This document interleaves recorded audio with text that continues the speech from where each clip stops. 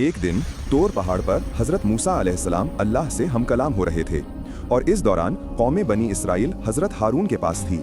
वो रोज उन्हें समझाते, नसीहत करते, ए लोगो, एक अल्लाह की इबादत करो, वही पूरी दुनिया का मालिक है।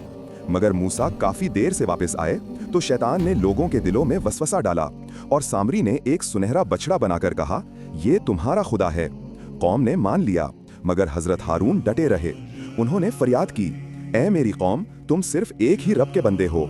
लेकिन किसी ने उनकी बात ना मानी।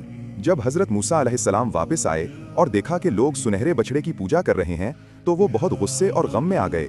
उन्होंने तख्तियां जिन पर अल्लाह के अहकाम लिखे थे जमीन पर रख दी और कौम पर चीख कर कहा, तुमने मेरे बाद बहुत बड़ा जुल्म किया है। क्या तुम भूल गए कि तुम्हारा रब कौन है? फिर हजरत मूसा ने हजरत हारून को पकड़ा, गुस्से में उनके बाल और दाढ़ी थाम ली। हजरत हारून रोकर बोले, ऐ मेरे भाई, मैंने उन्हें रोका था मगर वो मुझे मारने लगे। मैंने सब्र किया ताकि कौम टुकड़ों में ना बट जाए। ये सुनकर मूसा अलैहिस्सलाम का दिल पिघल गया। उन्होंने अपने भाई को छोड़ दिया और अल्लाह से दुआ की, ऐ मेरे रब, मुझे और मेरे भाई को बख्श दे और हमें अपनी रहमत में दाखिल फरमा। तू सबसे ज्यादा रहम करने वाला है। फिर हजरत मूसा ने उन लोगों को जो बछड़े की इबादत में शरीक थे सजा देने का फैसला किया। कुरान में आता है कि जिन्होंने शिर्क किया उन्हें अल्लाह के हुक्म से खत्म किया गया। इसके बाद अल्लाह ने तौबा करने वालों को माफ कर दिया और बनी इसराइल को फिर सीधे रास्ते पर लाया।